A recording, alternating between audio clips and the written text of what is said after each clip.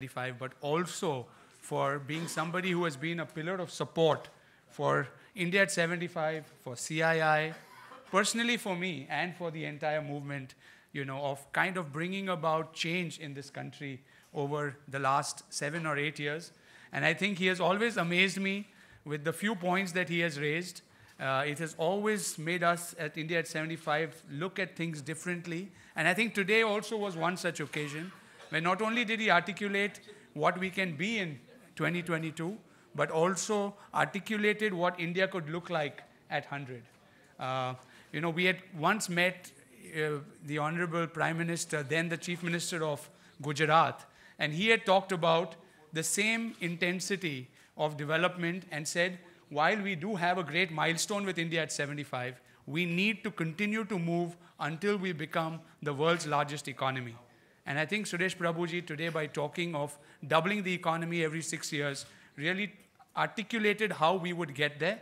And I think not only that, he also kind of put out a sandbox within which that change can happen. I think the whole concept of political, social, economical, ecological constraints coming together to create innovation kind of sets the benchmark around which this change can happen. So, ladies and gentlemen, please join me in thanking the Honorable Minister Suresh Prabhuji for being here with us and sharing such an insightful talk with all of us. Thank you very much.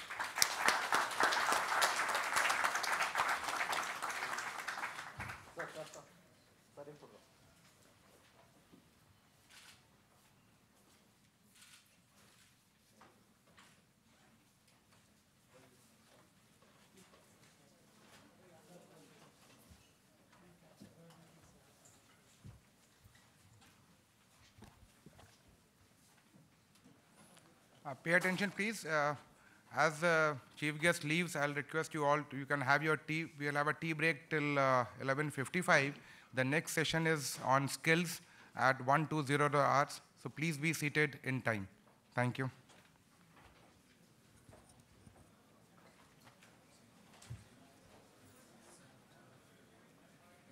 For you to settle down, we are about to start the session on skills shortly. All our panelists are here.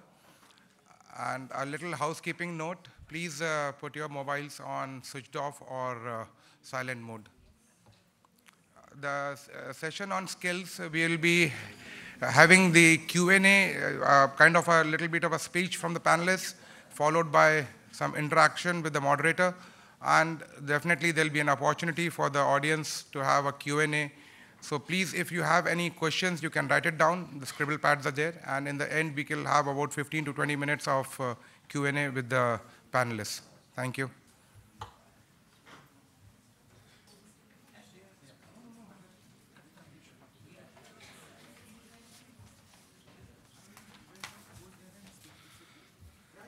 Yeah.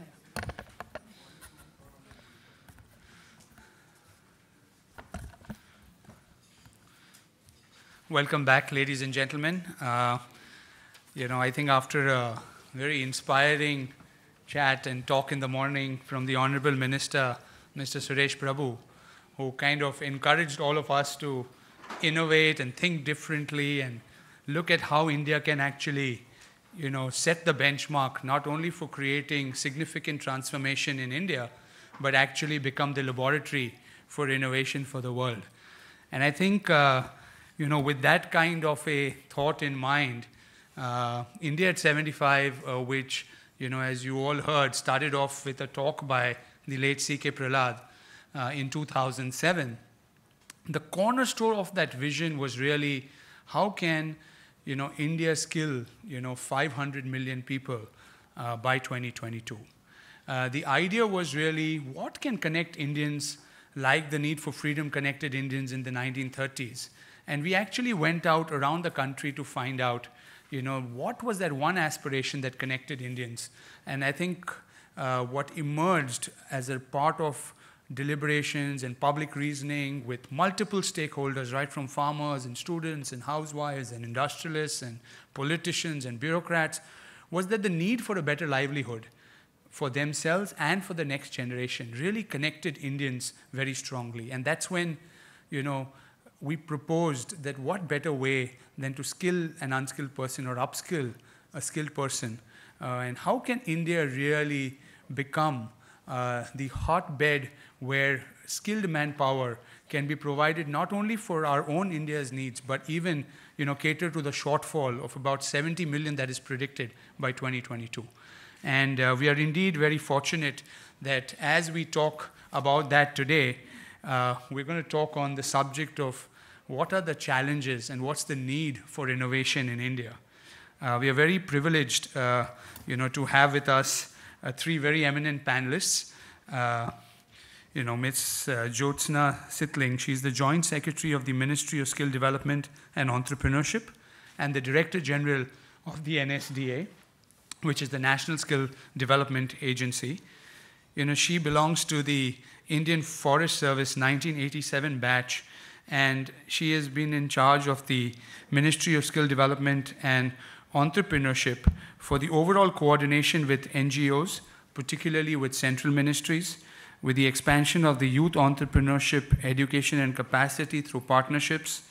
She's looking at how we can map existing skills and certification.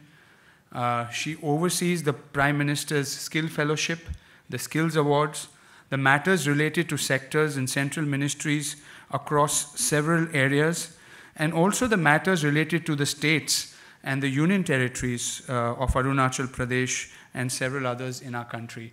So we are indeed very privileged to have her here as a panelist with us. Very warm welcome to you, Ms. Sitling. We are also very privileged to have amongst us Mr. Nish Acharya. Nish has been the ex-director of the United States President's National Advisory Council on Innovation and Entrepreneurship. He's been rated as one of the outstanding young Indian American stars in the US. And we are indeed fortunate that he is here in India at this point, and has very kindly consented to be a panelist with us today. He's recently published a book on how the US-India partnership can create how many $1 trillion? $1 trillion opportunity. Just that one partnership, and how that really the US-India partnership can not only change what the US and India can do together, but the impact that that partnership could have on the rest of the world. And I think Gateway House has published that, and of course these are amongst many other things that Nish has done. And I'd also like to extend a very warm welcome. Thank you, Nish, for being here. We also have Mr. Atul Bhatnagar, who's the COO of the National Skills Development Corporation, who will be joining us. Unfortunately, we just heard that he's running a little late. So to begin with, may I request each of the panelists to kind of share your thoughts, maybe for about 5 to 6 minutes, and then we can get into a moderated kind of a Q&A session, and actually make this session one where we address what are the challenges, and more than that, really look at what are the innovations that have worked that India needs, and see how we can make this discussion a more outcome-driven kind of ideation session that can actually help translate a lot of changes that we'd like to see on the ground. Ms. Jyotsna. Sure, please.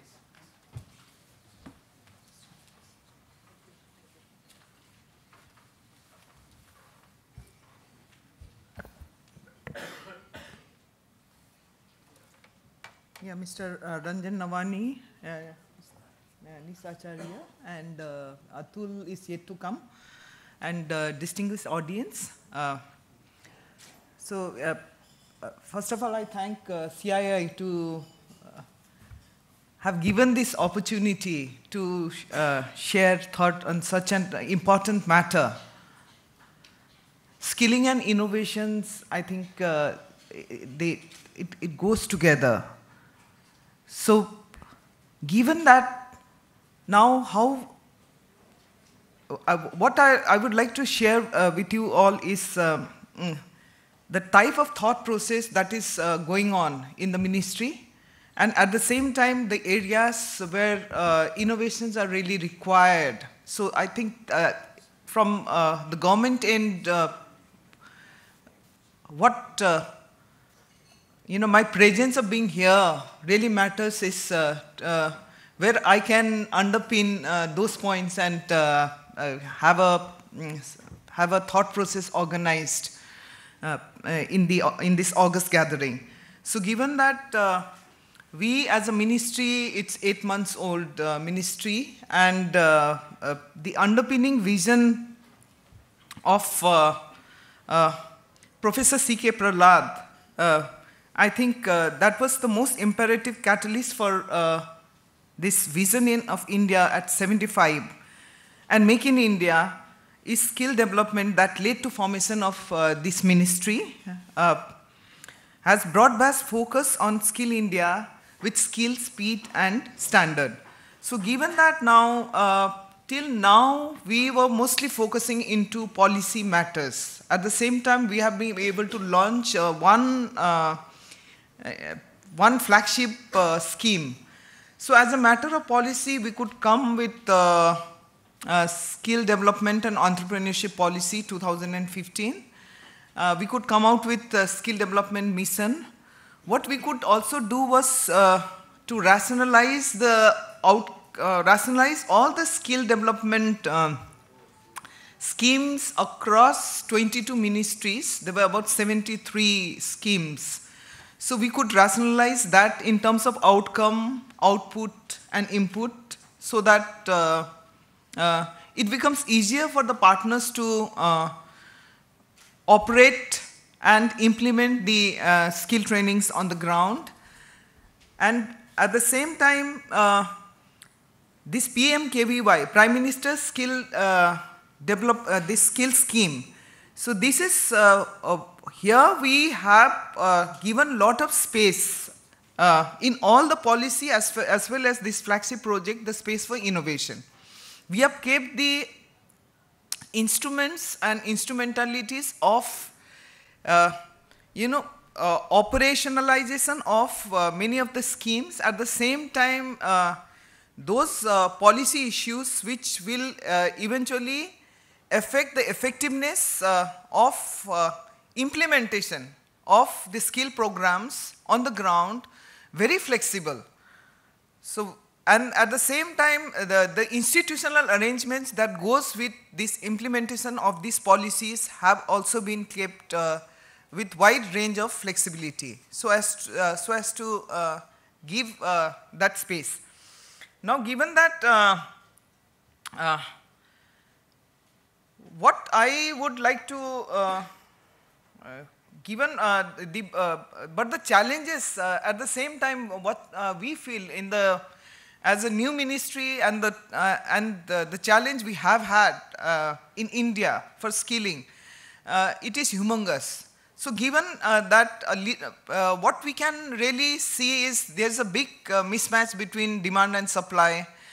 And at the same time, the most difficult challenge is a social challenge for skilling. The parents are not ready to, to give their child for skilling.